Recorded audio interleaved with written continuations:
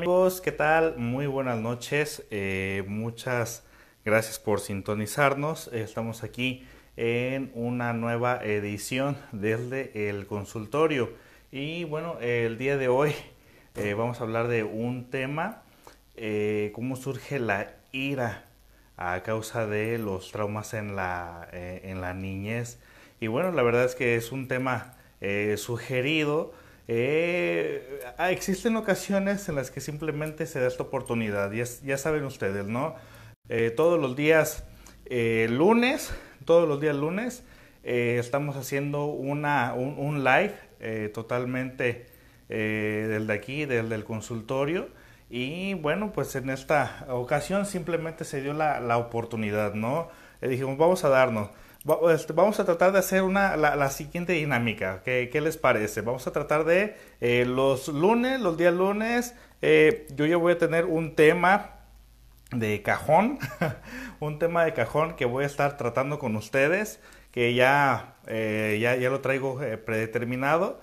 Y los días jueves voy a tratar de hacer lo posible solicitarles temas a ustedes, que ustedes mismos sugieran el tema que quieren que tratemos aquí.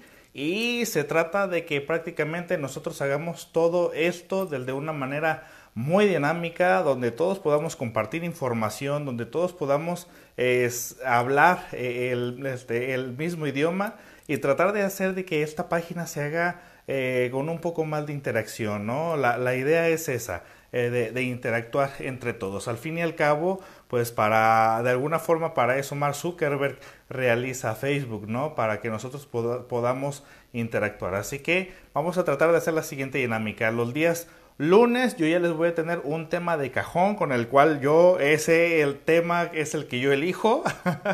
Y los días jueves voy a tratar de preguntarles a ustedes cuáles son los temas que quieren que abordemos. Y el tema que tenga más likes, ese es el tema que vamos a abordar, ¿les parece? Y bueno, este tema fue sugerido. El tema del día de hoy es de cómo surge la ira a través de los traumas en la infancia, los traumas en la niñez. De hecho, copié y pegué tal cual me pusieron a mí el título y dije, bueno, vamos a abordarlo, ¿sale? Entonces, bueno, empezamos de la siguiente manera. Es cierto, de repente me he visto con una gran cantidad de pacientes que de repente no saben de dónde surge la ira, de dónde surge su coraje, de dónde surge su molestia, solamente saben que de repente ya se molestaron, ¿no? O existen ocasiones en la vida cotidiana, evidentemente existen ocasiones en las que nuestra pareja dijo algo y de repente ya nos enojamos y tal vez ese algo que dijo no tiene absolutamente nada que ver con nuestra pareja, con nuestros papás, con nuestros hermanos, con nuestros amigos. ¿Cómo surge la ira de los traumas de la infancia, ¿no? Recuerden que pues el psicoanálisis prácticamente se basa a lo que son los procesos inconscientes. Recuerden que el doctor Sigmund Freud el aparato psíquico lo dividió en múltiples partes, ¿no? En múltiples funciones. Pero uno dentro de ellos fue el consciente, el preconsciente y el inconsciente. Vamos a partir de esta premisa para poder explicar por qué de repente algo nos saca muchísimo coraje, por qué surge la ira y qué relación tiene todo esto con nuestra infancia. De hecho, antes de iniciar, déjeme hacerle a usted una pregunta. ¿Se acuerda usted, perdón, ¿se acuerda usted cómo se enojaba cuando era niño, cuando era niña? ¿Se acuerda cuando él tenía, no sé, unos 7, 8 años más o menos, que tenía usted esa edad y que cuando no le querían comprar su huevito Kinder, cuando no le querían comprar a usted el juguete que había visto en la tienda? ¿Se acuerda usted cómo hacía berrinche? ¿Se acuerda de la manera en cómo usted se molestaba cuando era niño, cuando no le daban a usted lo que usted quería en el momento? Si usted ya se acordó cómo lo hacía, ahora aquí va una siguiente pregunta. ¿Qué tanto ha cambiado su forma de hacer berrinche? ¿Qué tanto ha cambiado su forma de enojarse? ¿Qué tanto ha cambiado la manera en la cual usted qué tanto ha cambiado simplemente la forma de manifestar su ira? ¿Qué tanto ha cambiado esto? ¿Lo sigue haciendo, digamos, como cuando usted era niño, o ahora lo hace de una manera más civilizada? Y si él de una manera más civilizada, ¿de qué manera es? Vamos a tratar de dividir, digamos, estas facetas de la etapa inconsciente del ser humano.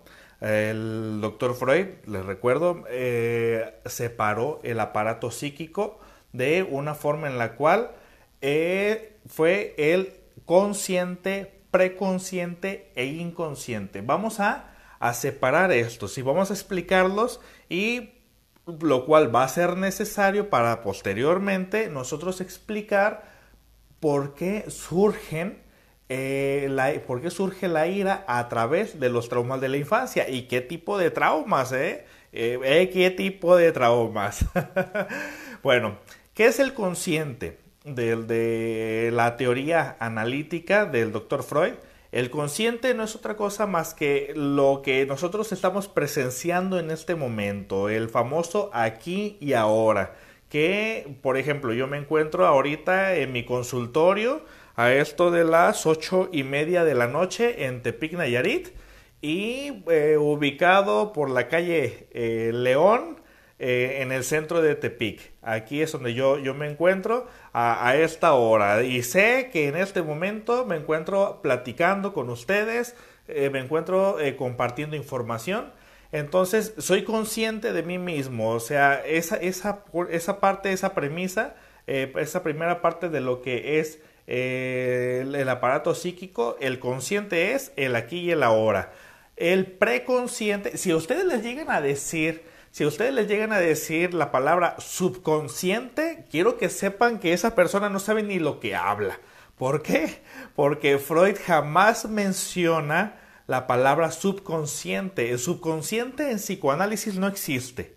No existe. Nosotros no utilizamos esa palabra. El subconsciente tal vez sea de algún otro tipo de enfoque psicológico, o alguna pseudociencia, o alguien que lo interprete quién sabe de qué manera, pero nosotros en psicoanálisis no utilizamos subconsciente. No existe el subconsciente. Existe consciente, preconsciente e inconsciente. Entonces, ya expliqué qué es el consciente. Posteriormente, el preconsciente. ¿Qué es el preconsciente? El preconsciente es toda aquella información que nosotros tenemos ya almacenada en nuestra memoria y que no estamos utilizando en este momento, pero que si yo se la solicito a usted, evidentemente va a salir a flote esta información. Como cuál, por ejemplo, si yo le pregunto a usted cuál es el nombre de la calle donde usted vive, usted inmediatamente sabrá decirme, la calle se llama de tal manera. Si se fija, usted no estaba utilizando esa información, pero como yo la solicité, se le vino a usted a la mente. El preconsciente es toda esa información que nosotros ya tenemos almacenada, que nosotros ya tenemos guardada, pero que está a la disposición de la conciencia. Entonces, cuando yo le solicito a usted cierta información, tal vez usted esa información no la está utilizando ahorita, pero si yo la solicito, el preconsciente la va a otorgar a la conciencia. Como por ejemplo, le pregunto a usted qué desayunó usted el día de hoy, muy posiblemente usted se vaya a acordar. Si yo le pregunto a usted cuál es su película favorita, muy posiblemente se va a acordar. O cuál es su canción favorita, o cuál estilo de música no le gusta. No es información que usted está utilizando en este momento, pero Si yo se lo solicito, el preconsciente lo trae a la conciencia. Y el inconsciente es toda aquella información a la que nosotros no tenemos acceso de manera consciente. Es toda esa información a la cual queda totalmente guardada en lo que son los rezagos y la inmundicia de la memoria, según el doctor Freud, y que jamás vamos a poder acceder a ella de manera directa. Se va a manifestar a través de los lapsus, a través de los sueños, a través del comportamiento, a través de cosas que nosotros realizamos, pero que no nos damos cuenta que nosotros hacemos. ¿Cómo qué tipo de situaciones? Vamos a poner un ejemplo de esto, de un comportamiento inconsciente. Vamos a poner el ejemplo para que a usted le quede claro como en qué situaciones nosotros hacemos cosas y no nos damos cuenta. De hecho, la premisa del psicoanálisis es el insight, el darse cuenta, el darme cuenta que yo estoy haciendo las cosas que evidentemente no veo. Vamos a poner un ejemplo, ¿ok? Imagínese que usted sale de su casa y va dirigiéndose al centro. ¿Cuánto tiempo hace usted de su casa al centro de su ciudad? Piense más o menos cuánto tiempo hace. Usted sale de su casa, pero antes de salir de su casa, usted evidentemente primero se vio al espejo, se puso cierta ropa, si es mujer se pintó, se peinó, o sea, hizo todo un ritual para salir de casa. Y la última imagen que usted vio de sí mismo fue la imagen que vio frente al espejo y dijo, esta es la imagen que a mí me gusta para salir de mi casa. Y de esta imagen es con la que voy allá a enfrentarme al mundo, donde voy allá a decir quién soy, ¿no? Porque el peinado que tenemos, la ropa que nos ponemos, el perfume que utilizamos o el que no utilizamos, si nos rasuramos o no nos rasuramos, todo es un mensaje a la sociedad. Porque no me peino solamente para mí, no me arreglo solamente para mí, no me pongo cierto tipo de ropa interior solamente para mí. Hacemos las cosas para los demás. ¿Por qué? Porque esta guayabera que yo traigo el día de hoy me gustó para ponérmela hoy y no el día de ayer. ¿Qué tiene que ver conmigo, con mi yo, con mi estado de ánimo? ¿Qué tiene que ver? Cuando yo volteo a ver mi guardarropa y veo la cantidad de playeras que yo tengo, la cantidad de pantalones que yo tengo, ¿por qué elijo cierta ropa? ¿Por qué? Porque ese es el mensaje, según mi estado de ánimo, de lo que yo quiero dar a entender el día de hoy. Me mandan un mensaje, ¿no?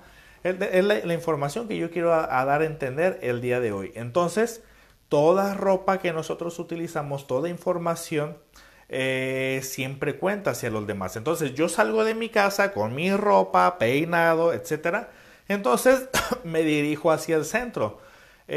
Supongamos, yo vivo aquí en Tepic, máximo yo creo que caminando, yo vivo en el centro, en el centro de Tepic. Entonces yo creo que caminando hago unos 10 minutos más o menos.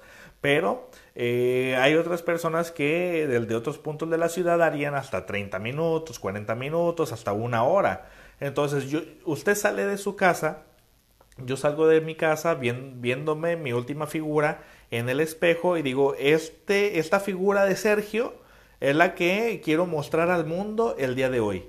Entonces salgo de casa, me dirijo al centro y como narcisistas que somos, recuérdese bien, la teoría analítica menciona mucho el narcisismo. Como narcisistas que somos, llegamos al centro, vamos caminando por las tiendas, pasamos por una tienda donde hay un espejo o un cristal y ¿qué es lo que hacemos nosotros? Inmediatamente volteamos a vernos. Y después de vernos en el espejo, en el cristal, por donde íbamos nosotros caminando, nos damos cuenta que vamos hasta encorvados. Entonces me veo en el espejo y digo, ay cabrón, hasta me enderezo hasta la espalda. Entonces Menciona... enderezamos hasta la espalda. Entonces dices, ay cabrón, pero tú te viste en el espejo o en el cristal y te diste cuenta, hasta que te diste cuenta, hasta que te viste a ti mismo, te diste cuenta que ibas encorvado o que ibas encorvada.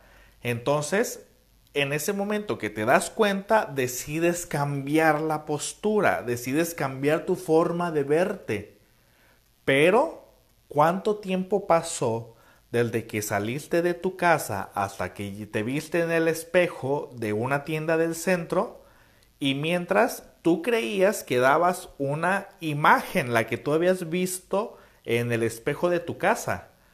Pero cuando llegaste al espejo de la tienda del centro y te das cuenta que ibas encorvada y tal vez hasta traías un gallito o simplemente ibas despeinado, te diste cuenta que eres otra persona a lo que tú habías visto en tu casa. Entonces, si tú hiciste una hora de tu casa al centro, durante una hora la gente te estuvo viendo de una manera diferente a la que tú creías que estabas dando.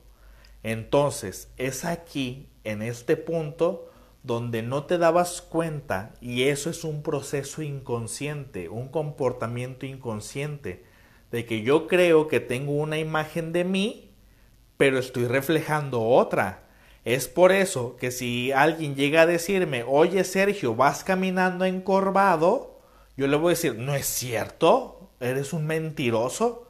¿Por qué? Porque el último recuerdo que yo tengo de mí es el de cuando yo estaba en mi casa y me vi recto, y evidentemente ese recuerdo que tengo de mí, eso es el mejor recuerdo que tengo.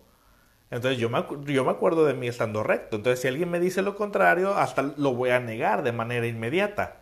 Pero hasta que no me doy cuenta, no lo modifico. Entonces sí se queda claro cómo es un proceso inconsciente. Queda claro cómo es un comportamiento inconsciente y no nos damos cuenta. Pues si poniendo un ejemplo de tan solo lo que es una simple postura corporal, ¿qué otras cosas se imaginan que nosotros hacemos de manera inconsciente? ¿Qué otras cosas ustedes se imaginan que realizamos y no nos damos cuenta? Entre ello entra la parte de cómo elegimos a nuestra pareja. Elegir a nuestra pareja es un proceso inconsciente. Cómo elegimos a nuestros amigos, la carrera que elegimos, el por qué algunas personas son sumisas, por qué algunas personas son dominantes, por qué ciertas cosas me causan bastante ira, por qué algunas cosas me hacen reír, por qué algunas cosas me hacen llorar. Es decir, todo está conectado. El doctor Freud mencionaba que nada era coincidencia, nada era coincidencia. Entonces, ¿por qué surge la ira? Me preguntaban en el muro de la fanpage, porque les hice la pregunta. Vamos a hacer un live el día de hoy. Vamos a hacer un live. Perdón. Vamos a hacer un live. Ustedes sugieran los temas y me sugirieron uno muy bueno. Jonathan Curiel me mencionó uno sobre el autosabotaje.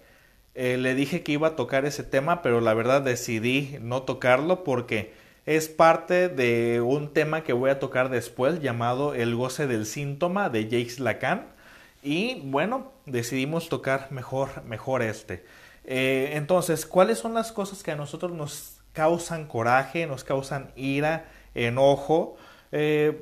Todo vendrá desde la infancia, todo vendrá. Abril Cervantes, un saludo, un saludo para Abril Cervantes. ¿Qué es lo que nos causa a nosotros tanto enojo? ¿Por qué de repente las personas explotamos? Les voy a poner un ejemplo. Quiero que presten mucha atención en este ejemplo y yo creo que conforme lo vaya desmenuzando, conforme lo vaya describiendo, yo creo que ustedes también van a ir encontrando la causa de por qué esta señora se puso así. Fíjese muy bien. Una señora de aproximadamente 65 años, iba camino estaba en depresión. Durante mucho tiempo estuvo en depresión.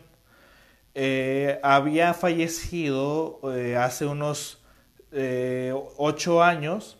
Fíjese muy bien, hace 8 años había fallecido uno de sus hijos. Entonces la señora todavía estaba en depresión, no se había atendido, no la habían atendido. De hecho, muchas personas a esa edad ya no se atienden, piensan que ya es un estado normal mantenerse así, con esa tristeza. Entonces una señora de casi 70 años ya tenía mucho tiempo en depresión hasta que uno de sus hijos le dice, ¿sabes qué, ya madre? Ya estoy cansado de verte así, ya estoy harto de verte de esta manera, vámonos nosotros a hacer algo.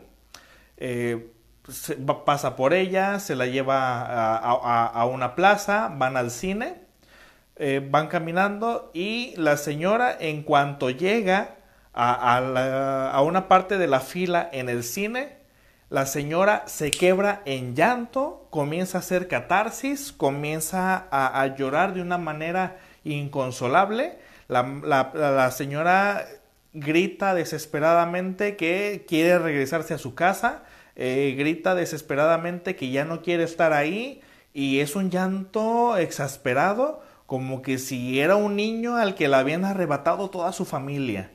Entonces se asustan. ¿Qué fue lo que pasó? ¿Qué fue lo que sucedió aquí? Hay que tener en consideración que el inconsciente es atemporal. ¿Qué significa que es atemporal? Significa que no tiene tiempo. Que lo que pasó hace 10 años, si algo me recuerda, algo, un olor, un color, un sabor, un sonido, o sea, a través de los sentidos, algo me lo recuerda, inmediatamente algo dentro de mí se va a mover. Es por eso que a veces yo toco temas, yo digo algunas frases dentro de la fanpage y de manera inmediata la gente, cuando te sientes identificada, nosotros lo decimos cuando te sientes proyectado, inmediatamente te vas a comentar y usualmente la gente comenta de la página lo que evidentemente considera que tiene relación consigo mismo. Entonces, una palabra, un olor, cualquier cosa puede despertar al inconsciente. El inconsciente se alimenta a través de los sentidos. Entonces, un sonido, una palabra, un olor, un sabor, una figura, nos puede despertar cosas que ya estaban guardadas en nuestro inconsciente. Entonces, ¿qué fue lo que pasó con esta mujer? ¿Qué fue lo que sucedió con esta persona?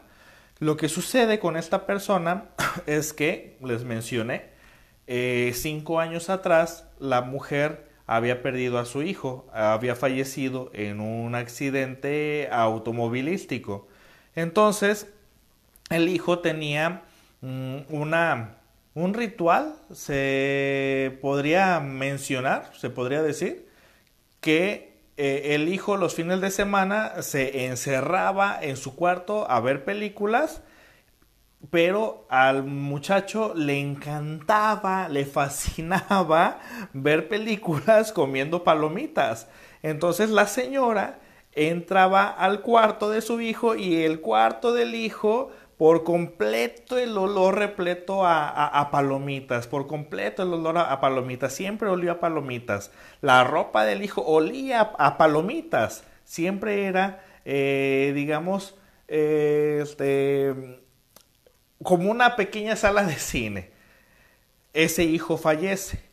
Entonces pasan 5 años desde el fallecimiento del hijo y bueno, otro de los hijos de la señora decide llevársela al cine. Peor error, fue un movimiento no muy inteligente. Cuando llega la señora a la fila, pero casualmente pasa por donde están haciendo las palomitas, inmediatamente el olor a la señora le trae a la conciencia un recuerdo inconsciente, un dolor inconsciente o un duelo que todavía se mantenía ahí, es un duelo no resuelto inmediatamente le toca fibras muy sensibles, entonces se viene la catarsis. Entonces, así se maneja nuestro inconsciente. Y evidentemente existen muchas otras situaciones en las cuales las personas nos manejamos de esta manera. ¿A qué me refiero con manejarnos de esta manera? Que yo me comporto de manera inconsciente y en el momento de interactuar con los demás, interactúo con el inconsciente de los otros. Es decir, mi inconsciente le responde al inconsciente del otro. Es por eso que en muchas ocasiones es difícil que nosotros lleguemos siempre a un acuerdo, porque cada uno de nosotros, a partir de todos los traumas que hemos vivido, nos defendemos de todo el mundo. Es decir, tú no lo sabes, tú no te has dado cuenta, pero a veces haces algo que me recuerda cosas que yo viví en un pasado y es por eso que de repente me pareces gracioso o de repente me pareces molesto o de repente me pareces nefasto. Es decir, mi inconsciente contra el tuyo y no sabemos de qué manera estamos interactuando. Nosotros creyendo que interactuamos con el mundo, pero la verdad es que nos manejamos de una manera bastante inconsciente. Dice Gloria de Castro, yo todavía no puedo evitar llorar por la pérdida de mi bebé. Lo lamento mucho, Gloria, lo lamento bastante. De hecho, quiero que sepan que voy a armar dos grupos. No sé si son ustedes de quienes me están viendo, no sé si son de Nayarit, pero me propusieron armar dos grupos y muy probablemente se va a hacer. Voy a hacer un grupo, digamos como tipo sesión grupal, para mujeres que vivieron violencia intrafamiliar y otro grupo para papás que perdieron a un bebé o que perdieron un hijo.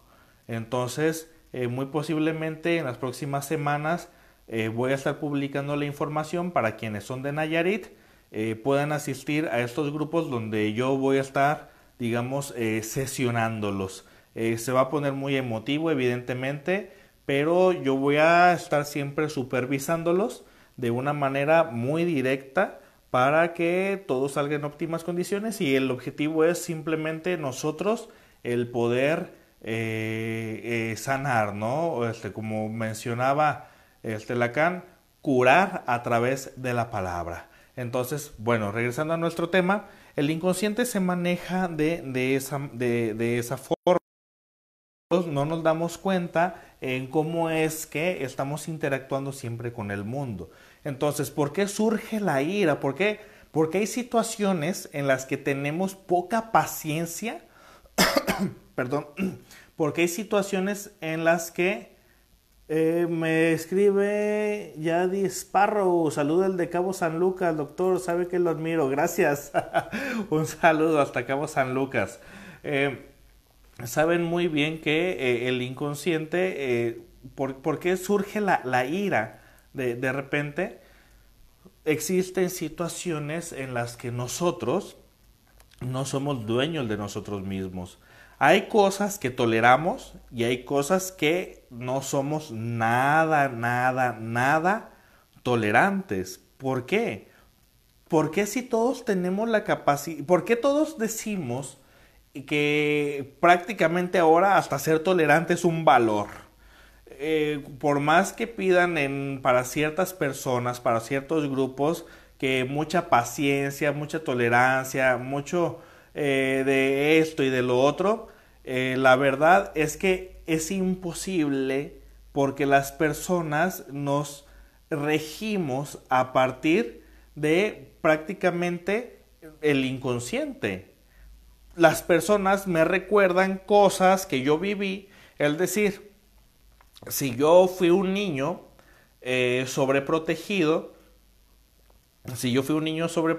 y a causa de esa sobreprotección de mi madre, yo fui, digamos, un niño infeliz a causa de esa sobreprotección de mi madre, existe una probabilidad que posteriormente yo le tenga muy poca paciencia cuando llegue alguien a quererme dar órdenes, cuando llegue alguien y me quiera decir cómo hacer las cosas, si yo no disfruté para nada que mi madre sobreprotectora estuviera dando órdenes, entonces existe una gran probabilidad que cuando alguien llegue y un jefe dentro de mi trabajo, que un compañero, un amigo, alguien se sienta superior a mí y eso siempre me molestó, existe la gran posibilidad de que esa persona cumpla en ese momento con características parecidas al comportamiento de mi madre cuando yo era niño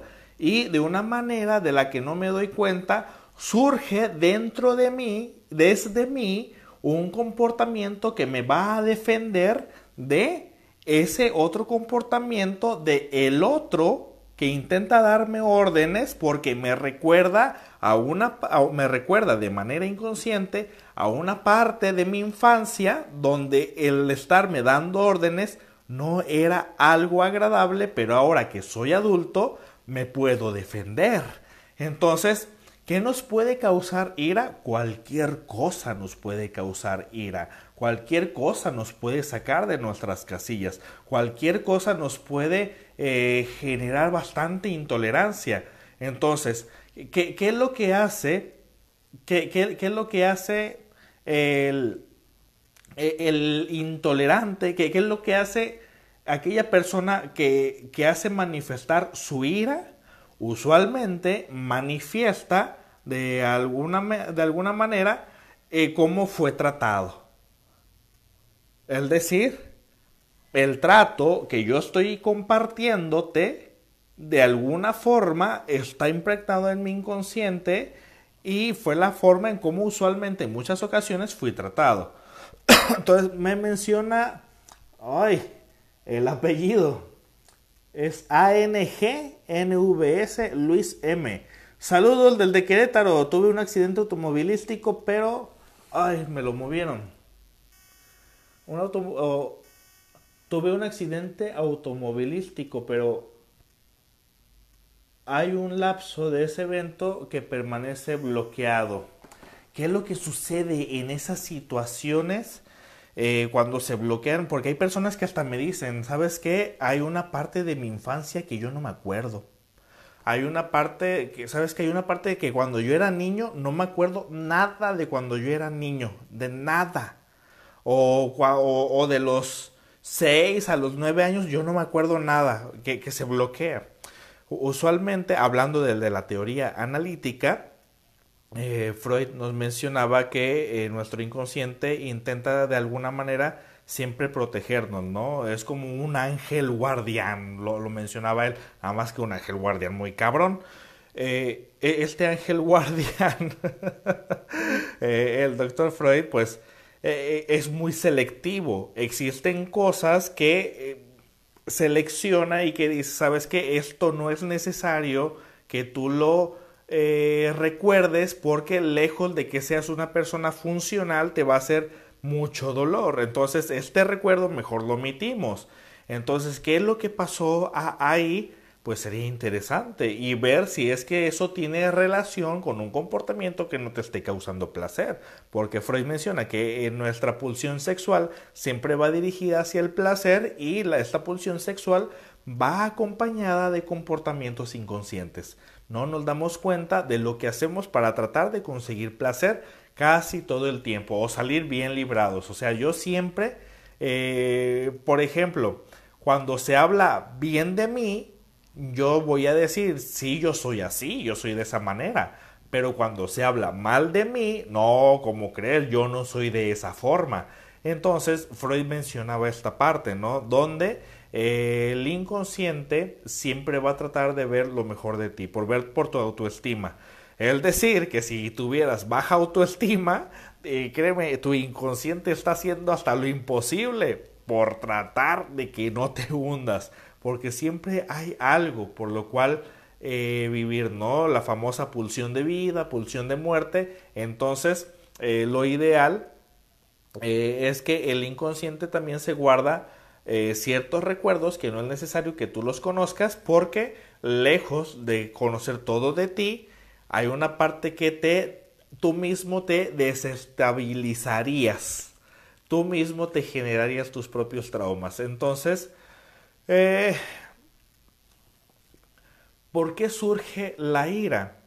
Bueno, ya a partir de la premisa de el inconsciente, el preconsciente y el consciente, ya vimos cómo es que surge todo esto.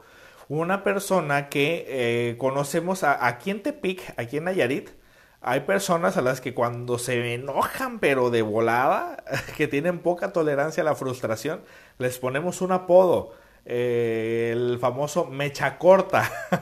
No sé si donde me están viendo también, pero usualmente aquí un mecha corta es aquella persona que no tiene nada de tolerancia a la frustración y la ira la resalta de una manera pues poco adecuada. Es decir, siempre fíjense muy bien en esto que les voy a mencionar. Presten mucha atención. Es difícil que la razón entre en nuestra conciencia si primero está un sentimiento de por medio. Preste mucha atención a eso. Es por eso que cuando nosotros estamos enojados, decimos todas aquellas cosas de las cuales después nos arrepentimos, porque ya después somos analíticos.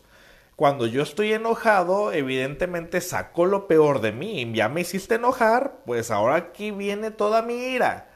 Y salen las peores palabras desde mi inconsciente a la conciencia que me dice a mí: utiliza tales palabras, vete a la chingada, hijo de puta, vete a la verga, tal por cual, eres un pendejo. Utilizo las peores palabras para defenderme, porque me dice esto hace daño, por lo tanto defiéndete. Entonces tienes que utilizar las palabras más agresivas posibles, porque estás en un momento de alerta y de sobrevivencia, no porque sea real. En ocasiones es hasta imaginario. ¿Por qué? Porque en ocasiones me estoy defendiendo no de lo real, sino de lo que me imagino que está sucediendo. Entonces, perdón. Entonces, cuando hay un sentimiento de por medio, es muy difícil razonar. Entonces, no le puedes pedir a una persona que está enojada, no le puedes decir razona las cosas, porque en ese momento no puede razonar.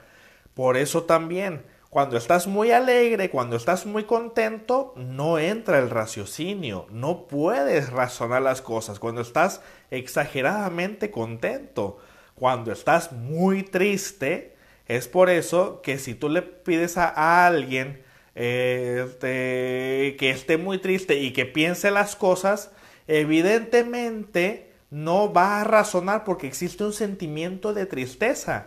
Entonces siempre tomen esto en consideración. Cuando una persona está sintiendo algo, no, el sentimiento aleja a la razón. La ira, la tristeza, la alegría, el asco, el miedo, esas 5 emociones básicas que tiene el ser humano, cuando predominan la conciencia, no permiten que una persona sea analítica. Es por eso que cuando una persona está excitada, está súper contenta, no se permite razonar. Cuando una persona está enojada, no se permite razonar. El enojo te sirve de alguna manera como un sistema de alerta donde tú te vas a defender de los demás. Me dice, ¿quién? Gustavo Delfín Aguilar. Tengo que estudiar psicopatología, pero a mí me interesa más su aplicación que la de mis maestros.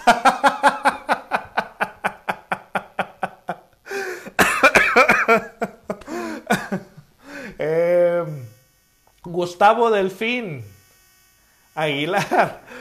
Un saludo, no sé de dónde me estás viendo, muchísimas. Me hiciste reír. Me hiciste reír. Muchísimas gracias. Un saludo a tus maestros. Espero que este video les sirva. Estamos hablando del de la teoría analítica. Me hiciste reír, me encantó. Espero que les sirva. De hecho, ya van varias personas, ya van varias personas que me mandan inbox, que me dejan mensaje.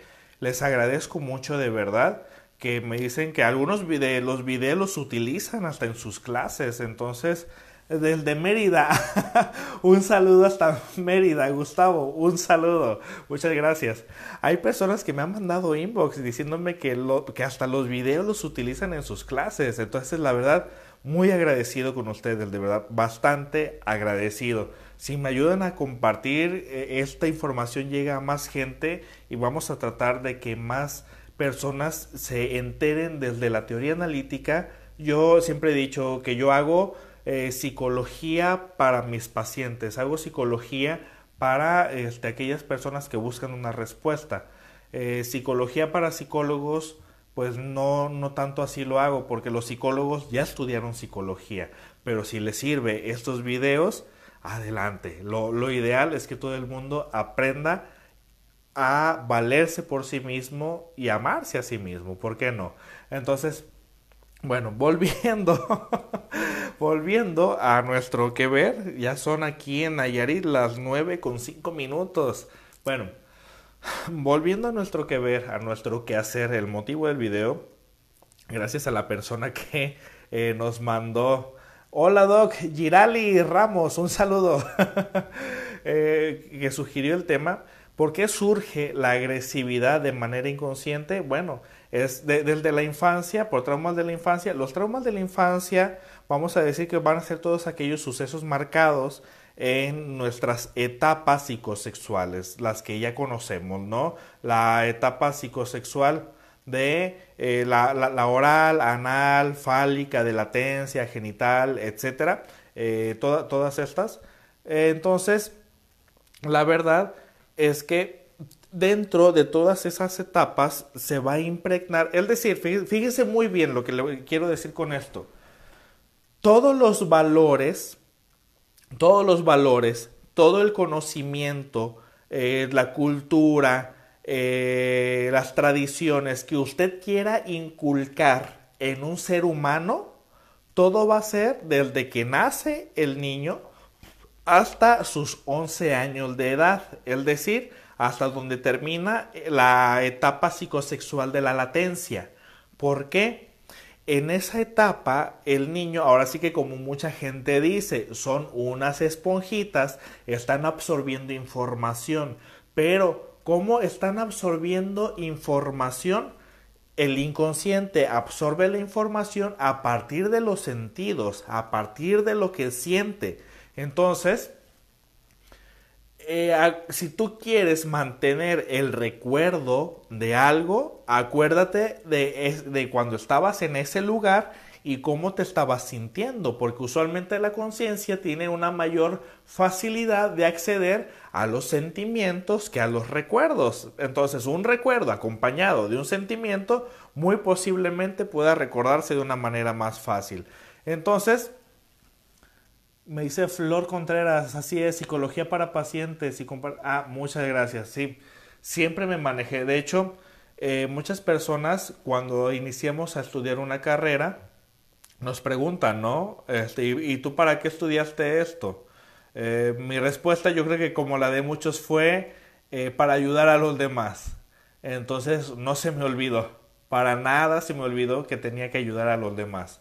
Entonces, cuando terminé de estudiar psicoanálisis en Guadalajara, en la Universidad Sigmund Freud de México, pues me hacen esta pregunta y me doy cuenta de muchas otras cosas más y dije, pero quiero seguir ayudando a los demás. Entonces, me gusta mucho que esta información llegue a todo el mundo. Pero bueno, les estaba mencionando que a partir de nuestros recuerdos en la infancia, es decir, tú vas a poderle inculcar todo lo que tú quieras, todos los valores que tú quieras a una persona todavía hasta la etapa de latencia. Es decir, todavía hasta lo que son los 11 años de edad. Todos tus valores, cultura, tradiciones, costumbres, conocimiento, miedos, alegrías, tristezas, todo esto va a ser hasta los 11 años de edad. ¿Por qué? Porque el niño está en esta etapa, no nos estamos metiendo a Vygotsky, no nos estamos metiendo a Jean Piaget, no, estamos metiendo psicología analítica. De hecho, Vygotsky y Piaget fueron psicoanalistas, ¿eh? Luego ese mitote se los voy a aclarar muy bien, pero Piaget y Vygotsky fueron psicoanalistas. Luego se los voy a, digamos, a detallar muy bien, ¿sale? Bueno, el caso es que después, cuando tú ya le diste toda esta información a un niño, por cuáles cosas tener miedo, por cuáles cosas irritarse, por cuáles cosas excitarse, por cuáles cosas manifestar amor, por cuáles cosas, digamos, sentirse agradecido, todo va a ser hasta los 11 años de edad. ¿Por qué? Porque en la etapa genital, a partir de la adolescencia, a partir de los 12 años de edad en adelante, ahora sí que entra lo que se va a considerar la etapa de la reflexión, que en México lo conocemos más como la etapa de la punzada. Lo conocemos más como la etapa de la punzada, donde en esta etapa de la reflexión o de estar filosofando, ¿qué es lo que hace el adolescente? Ahora cuestiona a papá y mamá. Todo lo que tú le enseñaste a tu hijo, a partir de tus miedos, obviamente, en la etapa de la adolescencia, todos esos valores se van a reducir un porcentaje. ¿Qué tanto? No lo sabemos, depende de cada adolescente. Pero ahora el adolescente va a llevar ese conocimiento para adaptarse más a una sociedad. Esta sociedad que ahora son sus amigos. Es por eso que muchas personas recuerdan con más amor la etapa de la secundaria que la etapa de la primaria. ¿Por qué? Porque en la secundaria las personas tenemos un poco más de libertad para socializar. En la secundaria muchas personas tuvieron a su primer novio, su primer novia, ya eran un poquito más libres para socializar. Es por eso que se recuerda con más amor la etapa de la secundaria que de la primaria. Es por eso que hay grupitos de secundarias que todavía se siguen reuniendo. Entonces, se trata con mucho amor esa etapa. ¿Por qué? Porque era la primera etapa de la libertad del ser humano, donde comienza a pensar por sí mismo. Por eso se recuerda con más amor, ¿no? Esta etapa de la secundaria. Entonces, el adolescente comienza a cuestionar todo lo que nos enseñó papá y mamá. Entonces comenzamos a decir, ¿y si es cierto? ¿Y si habrá pasado de tal manera? Y mis amigos son de tal forma, porque yo no, y son mis amigos, y es mi novia, y es mi banda, o es mi crew, es mi clica, dependiendo de que te haya tocado vivir dentro de la secundaria. Por cierto, si me están viendo, un saludo a mis compañeros de la secundaria, que los extraño demasiado. Así que un saludo a cualquiera de los, si me están viendo, los extraño mucho, a mis amigos de la secundaria. Entonces, la etapa de la reflexión, ahora sí que vamos a manifestar nosotros aquí la forma en la don psicoanalista, la forma en cómo nosotros nos expresamos va a ser a partir de lo que nosotros recordamos de nuestra infancia. ¿De qué manera? Primeramente, cuando yo veía cómo mi papá, cómo mi mamá, esas personas con las que yo conviví, me manifestaban su enojo, cómo manifestaban el amor, cómo manifestaban la alegría.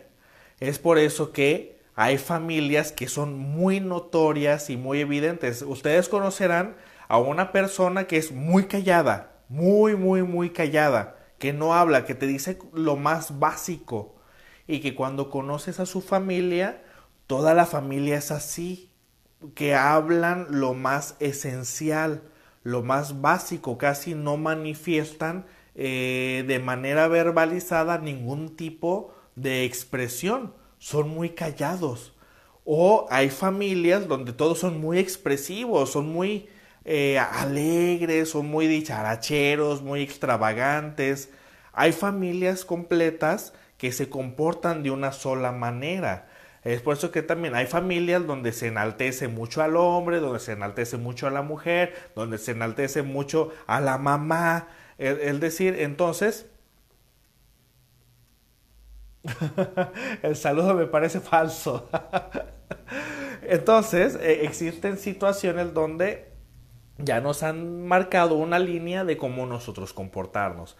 Entonces, si yo entendía, fíjense muy bien, les ha pasado a ustedes, aquí va otro ejemplo, otro ejercicio mental, vamos a hacer un ejercicio mental aquí. ¿Les ha sucedido a ustedes en alguna ocasión que tienen un amigo, tienen una amiga, más que nada una amiga, ¿ok?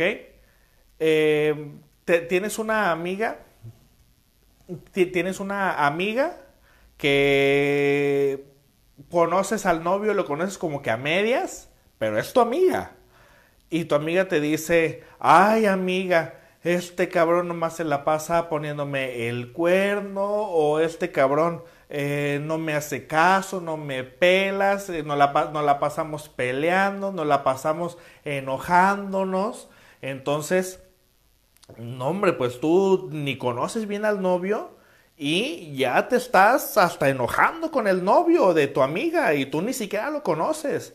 Y el día que llega, tú ya tienes una actitud negativa hacia el novio, cuando el novio ni siquiera te ha hecho nada. No tienes ningún tipo de relación con él, nunca has hablado con él, pero el tipo nunca te ha hecho nada a ti, pero como le hizo algo a tu amiga y tu amiga te cuenta su versión de las cosas, te las cuenta a su manera, evidentemente, tú le vas a creer a tu amiga. Entonces, este es un mecanismo de defensa que se le conoce como introyección. La introyección es adquirir e introducir valores que no me pertenecen, que no son míos, pero que le pasa a otras personas que yo amo o a situaciones en las que yo estoy de acuerdo, las meto en mí y me comporto como que si yo soy la persona afectada. ¿Por qué? ¿Por qué sucede esto? ¿Por qué hacemos? Porque es una forma de decirle a nuestro ser querido, a nuestro ser amado, que estamos siendo solidarios, pero también es una forma de defenderme por si algo me llega a suceder de algo similar. ¿Por qué? ¿Por qué me quiero defender de eso? Porque mi amiga es mi amiga, porque yo la elegí como amiga, porque se parece a mí, porque me recuerda a mí. Yo elijo a mis amigos porque se parecen a mí. Entonces, si se parecen a mí, evidentemente que son como yo no quiero que me pase algo como lo que le pasó a ella. Entonces, esa persona, fíjate muy bien, yo no conozco al novio de mi amiga, yo no conozco al novio de mi amiga me habla mal de él, yo le creo a mi amiga porque mi amiga se parece a mí, porque es mi amiga, y cuando conozco al novio, yo ya tengo una postura de rechazo. Y ya odio al novio sin siquiera haberlo tratado. ¿Sí les ha pasado? ¿Sí conocen a alguien así? ¿Sí han hecho eso en alguna ocasión? Que odias a alguien que no conoces, nada más porque alguien te dijo algo. Pues eso es una muy buena forma de ser un pendejo. Lo ideal sería que cada uno de nosotros nos demos la oportunidad simplemente de manifestar nuestro criterio al momento de conocer a alguien, porque el hecho de que esa persona haya salido mal con mi amiga no significa que tiene que salir mal conmigo. Claro, es un ejemplo de solidaridad, pero está siendo sesgado porque es a partir de una premisa donde a partir de mi narcisismo elegí a mi amiga. Bueno, entonces, cuando algo nos marcó mucho, cuando yo me sentí avergonzado, cuando yo me sentí insatisfecho, cuando yo me sentí exhibido, cuando algo me hizo sentir vulnerable y me causó dolor, claramente en un proceso inconsciente, para cualquier situación que pase, me voy a defender. Me voy... Lichilu. Ah, así te pasó. Si les ha sucedido. Es que nada es coincidencia. Nada es coincidencia. Entonces, la agresión, la ira, el enojo no es otra cosa más que una herramienta que utiliza nuestro inconsciente para defendernos de lo que nosotros consideramos que es un peligro. Pero tengan en consideración lo siguiente. Existen personas con la pena, una disculpa, Nidia Barraza. Una disculpa, o sea, no sé quién me está viendo, pero una disculpa. La agresividad, la ira, el enojo, no deja de ser una herramienta de nuestro inconsciente para simplemente nosotros defendernos de lo que nuestro inconsciente considera que es un peligro. Pero ahí está la lucha del ser humano, que no todo es un peligro, no todo realmente es. Una cosa es que yo me imagine que las cosas son un peligro y otra cosa es que realmente lo sean. Eso es lo que nos vuelve a nosotros personas funcionales o disfuncionales o que no pertenecemos a cierta parte de la sociedad porque nos defendemos. ¿Han escuchado a esas personas que dicen, es que yo soy así? Es que yo soy de tal manera, la gente me odia porque yo siempre les digo sus verdades, la gente me odia porque soy honesto, la gente me odia porque soy honesta, porque yo no me callo las cosas. No, la gente te odia porque estás diciendo las cosas de una manera poco prudente. Estás diciendo las cosas, digamos, no siempre tienes que ser tan honesto. No siempre tienes que decirle, una cosa es decir la verdad y otra cosa es ser hiriente con la gente. Son cosas muy diferentes. Entonces, si tú no sabes decir las cosas, si tú solamente, si tú no sabes adecuarte a un contexto, ¿qué es la inteligencia? La inteligencia no es otra cosa, sí, que yo no soy monedita de oro, también suelen decir algunos. ¿Qué es la inteligencia? El concepto de inteligencia no es otra cosa más que la capacidad de adaptarse a un medio y tener la capacidad de saber resolver problemas. Entonces, eso es la inteligencia. Cuando tú estás diciendo las verdades a la gente, no estás diciendo la verdad, estás siendo agresivo, estás siendo una persona, digamos, hiriente en ese momento, porque hay palabras que hieren. Entonces, cuando quieres ser cruel con alguien, es una forma de, a ver, ¿por qué? ¿Por qué estoy siendo cruel? ¿Por qué necesito ser hiriente con la gente? Soy hiriente y soy imprudente al decir ciertas... O sea, soy consciente de que con ciertas palabras a tal persona voy a herir. Entonces, ¿por qué la quiero herir? Esa persona a la que quiero herir, ¿a quién me recuerda? Esa persona a la que quiero agredir, a quien me está recordando y que con más saña todavía intento picarle las heridas, ponerle limón a las heridas. Entonces, ¿por qué? Esa persona a quien me recuerda a mí que en un pasado me hirió. En muchas ocasiones, a veces atacamos a alguien porque usualmente me recuerda a una parte de mí de cuando yo era sumiso. Y odio esa parte de mí. Hay personas que durante un tiempo de su vida se comportaron sumisos, que eran pues personas con baja autoestima y usualmente los ataco. Dice, la verdad no peca pero incomoda. No, ni madres. Una cosa es la verdad y otra cosa es ser cruel, porque hay palabras para poder definir, para poder decir las cosas. No es lo mismo que yo te diga a ti, que yo le diga a mi hijo, hijo, todo el pinche día te la pasas en el mendigo teléfono. A que yo le diga a mi hijo, hijo, ¿me podrías prestar atención en este momento, por favor? Ambas frases van hacia lo mismo, a que me preste atención, pero dependiendo de cómo yo diga las cosas, es que si yo me voy a sentir agredido o no, si yo voy a sentirme correspondido o no. Entonces el otro se va a sentir agredido o solicitado a partir de cómo le pido las cosas. O sea, ahora sí que en el pedir está el dar, porque si nosotros nos vamos a estar peleando con dichos, pues todos tenemos dichos, ¿no? Todos tenemos un dicho para cada situación.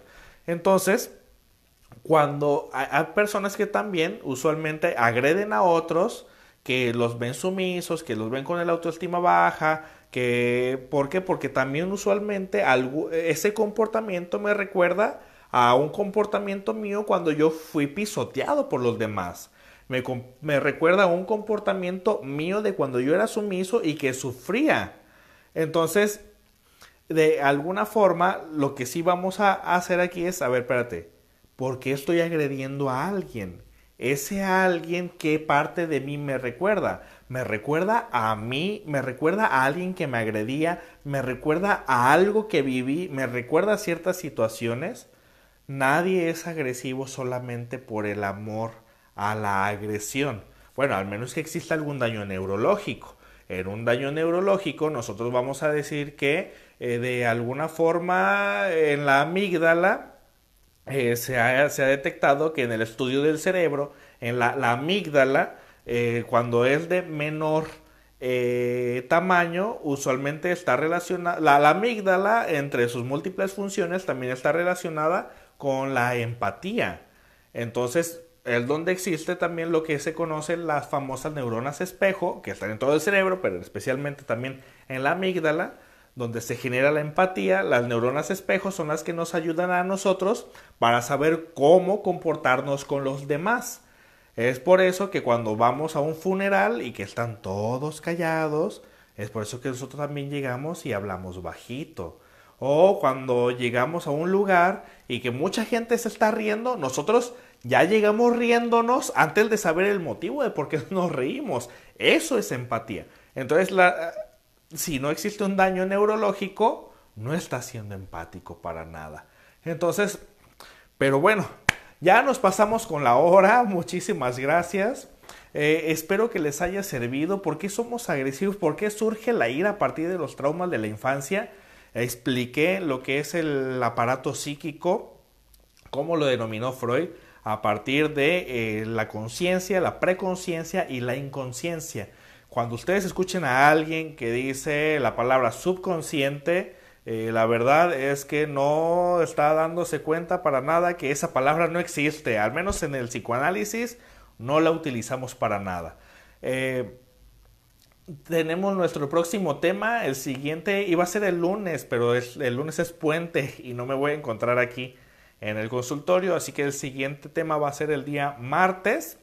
Vamos a hablar sobre el abuso sexual infantil.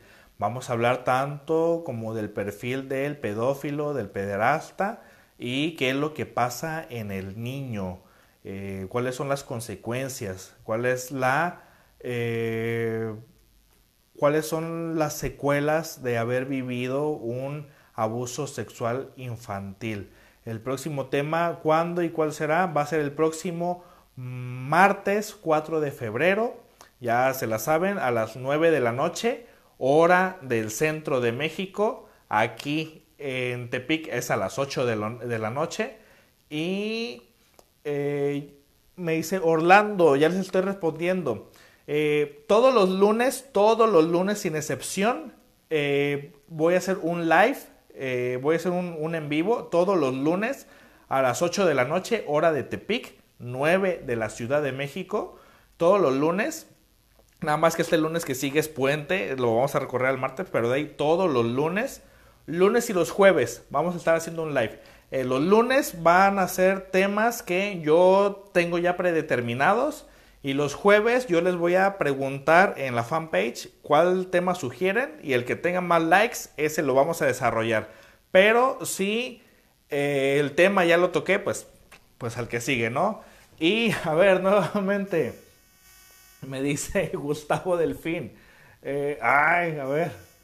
Ahora me pondré a estudiar para mañana. Un saludo, que pasen muy buenas noches, muchas gracias y nos vemos aquí el martes. Que pasen muy buenas noches. Ayúdenme a compartir para que más gente que esté pasando por este tipo de situaciones, pues por favor se enteren del tema y claro, yo se los agradecería. Muchas gracias y que pasen buenas noches.